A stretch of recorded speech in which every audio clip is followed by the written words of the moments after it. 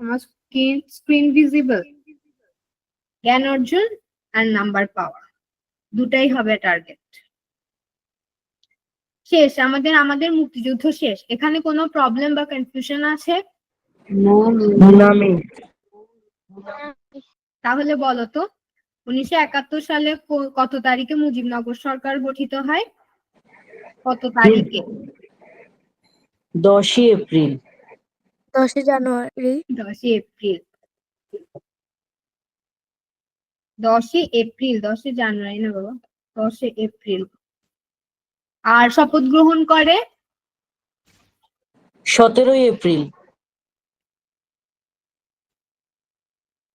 সবাই এটা মনে রাখবা, মুজিবনগর সরকার গঠিত হয় 10 এপ্রিল আর মুজিবনগর সরকার শপথ গ্রহণ করে 17 এপ্রিল। ওকে, এটা মনে রাখবা। বই তো সামনেই আছে, পাশে এই যে 17 এপ্রিলের পাশে ব্রেকেট দিয়ে লিখে রাখো শপথ। 17 এপ্রিলের পাশে ব্রেকেট দিয়ে লিখে রাখো শপথ। ওকে, এখন 1 নাম্বারটা বুঝছি। 2 নাম্বার দেখো, 1971 সালে অসহযোগ আন্দোলনের বিশেষ বৈশিষ্ট্য কি ছিল?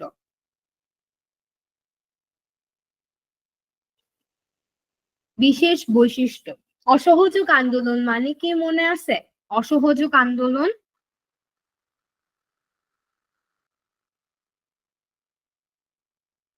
অসহযোগ আন্দোলন মানে হচ্ছে আমরা গভর্নমেন্টকে কোনো হেল্প করব না। হ্যাঁ, যে কোন একটা জায়গায় যখন সরেও দেখবা, তার মানে দেখবা যে এটা একটা নেগেটিভ ওয়ার্ড। যখন কোন একটা ওয়ার্ডে সরেও দেখবা প্রথমে, মানে ওটা ওই সরেওটা বাদ দিয়ে যদি একটা নতুন ঠিকঠাক একটা শব্দ করতে পারো তো ওকে। আর যদি দেখো যে ওই শব্দ করার পরে যে সরেওটা আলাদা, ওটা লাগানোর পরে একটা নেগেটিভ ওয়ার্ড আসবে, এই নেগেটিভ অসহযোগ আন্দোলন। সহযোগ মানে কি? সহযোগ মানে হচ্ছে সহযোগিতা থেকে সহযোগ কথাটা আসছে। তার মানে হচ্ছে সহযোগিতা মানে হচ্ছে হেল্প করা, আর অসহযোগ মানে হচ্ছে অসহযোগিতা থেকে অসহযোগ কথাটা আসছে। তার মানে আমি হেল্প করব না। হ্যাঁ, আমরা গভর্নমেন্টকে কোনো হেল্প করব না। ওকে, এটা হচ্ছে আমাদের অসহযোগ আন্দোলন। গভর্নমেন্টকে হেল্প করবো না, এটা হচ্ছে আমাদের অসহযোগ আন্দোলন। ওকে, এই অসহযোগ আন্দোলন এই রিসেন্ট আমাদের কিছুদিন আগে আমরা যে আন্দোলনটার মধ্যে দিয়ে গেছি, তো ওখানে আমাদের একবার অসহযোগ আন্দোলন এসেছিল, কিন্তু হচ্ছে আমরা ওটা পরে দেখা যায় যে ওটার আর দরকার পড়ে নাই। হ্যাঁ, এই যে অসহযোগ আন্দোলন মানে হচ্ছে আমরা গভর্নমেন্টকে হেল্প করবো না। তখন আমাদের পশ্চিম আর পূর্ব পাকিস্তান দুটো আলাদা আলাদা প্রদেশ ছিল ঠিকই, কিন্তু দেখা যাচ্ছে গভর্নমেন্টও একটা, যে কন্ট্রোল তো করতেছে পাকিস্তান আমাদেরকে, তো ইকোনমি তো পাকিস্তানের, অর্থনীতির চাকাটা তো পাকিস্তানের, তাই না? এখন আমাদের দেশের 56% মানুষ, মানে পাকিস্তানের টোটাল যে পপুলেশন বা মোট সর্বমোট জনসংখ্যার মধ্যে 56% জনসংখ্যা ছিল আমরা। এখন দেখো 50-50, মানে কোনো দুই ভাগকে যদি 50% আর 50% করো, 100%। কোনো কিছু টোটাল 100% থেকে বাড়ে না।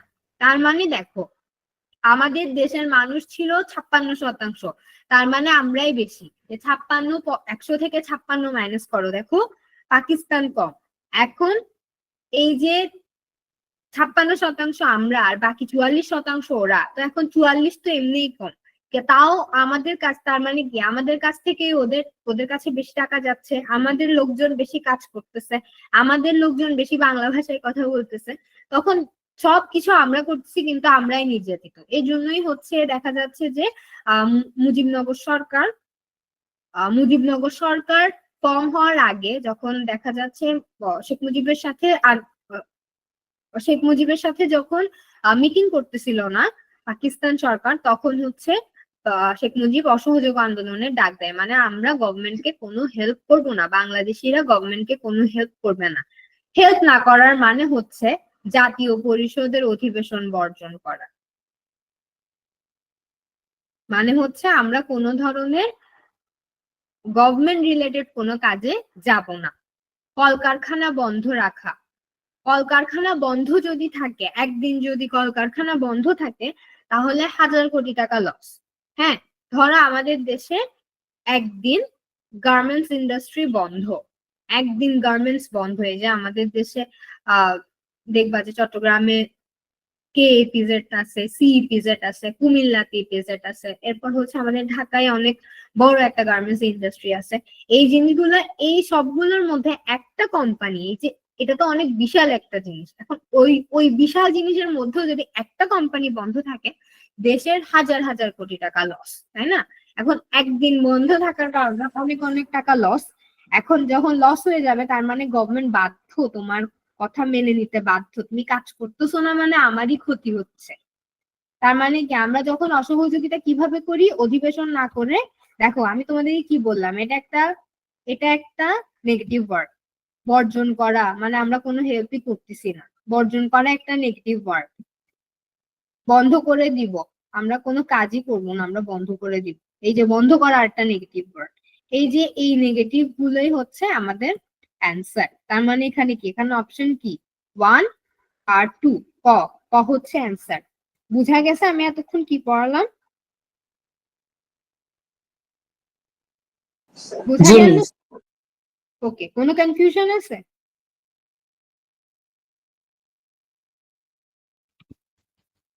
ওকে, না মিস। দেখো এবার এবার এবার এই দুটো পড়ি।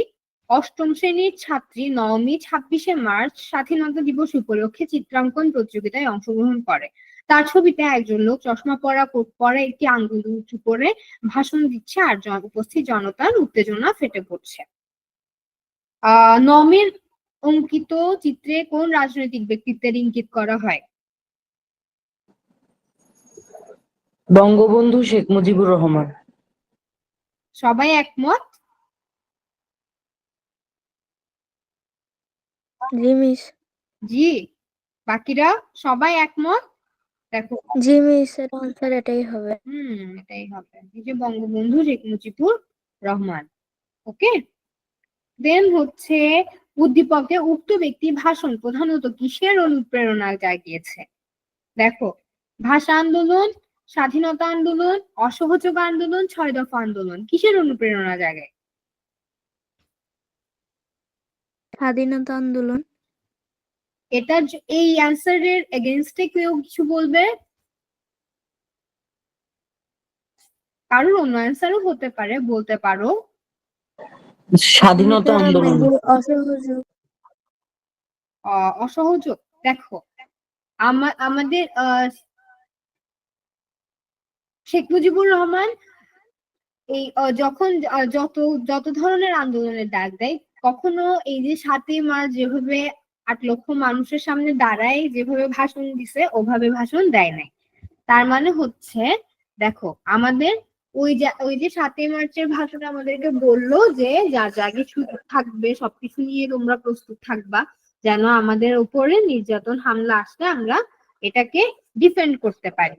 এখন দেখো, 26শে মার্চের স্বাধীনতা দিবস উপলক্ষে এই চিত্রাঙ্কন, একটা মানুষ আঙ্গুল উঁচু করে ভাষণ দিচ্ছে আর জনতা উত্তেজনায় ফেটে পড়ছে। যখন এই কথাটা দেখবা, যে যখন কোনো একটা মানুষের বিবরণ দিচ্ছে, ওই মানুষটা আঙ্গুল উঁচু করে কথা বলছে, চশমা পরা, তার মানে কি 7ই মার্চের ভাষণ দিচ্ছে। 7ই মার্চের ভাষণের কথা বলা মানেই হচ্ছে এটা স্বাধীনতা আন্দোলন। বুঝা গেছে? 7ই মার্চের আন্দোলনের কথা মানেই হচ্ছে এটা স্বাধীনতা আন্দোলন। ওকে, ক্লিয়ার? এতটুকু পর্যন্ত সবার ক্লিয়ার? জি মিস। জি মিস।